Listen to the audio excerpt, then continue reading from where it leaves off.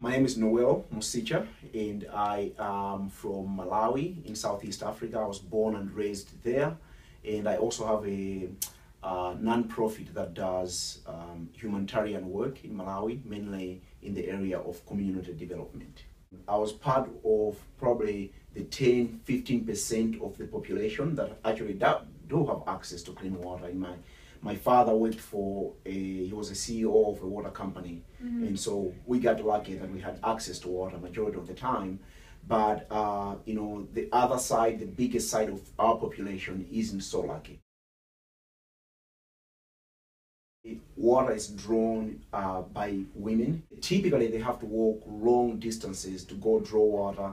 It's a pretty unfortunate situation. The system is that majority of the country will take their trash and they will bury it. Okay. They'll bury it underground. As you drive, people burning trash along the roads, sure. And so that is that obviously has its own detriments when it comes to pollution as well. There's not really like a proper recycling system or any of that stuff. There's nothing like taking care of the trash properly. For the most part, it's just figuring out a way to dump it or figuring out a way to burn it.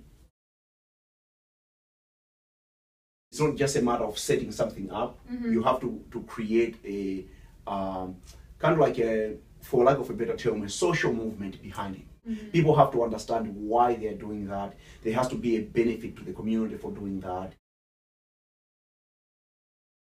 Definitely, that is something that is very useful because there's a lot of people go around suffering from illnesses that they shouldn't be suffering from. Oh yeah. Lack of employment. Oh, definitely, lack of employment is one of the issues. People are really just thinking about survival, and rightfully so. Water, two things are key. First is just being able to find the water itself. So that's why for generations people have been doing drills, which aren't always very cheap. I think the next thing from there would be to figure out some sort of like a filtration system. So with the people that have access to water in rivers, then if they had a filter that was actually working, that could come in very, very handy.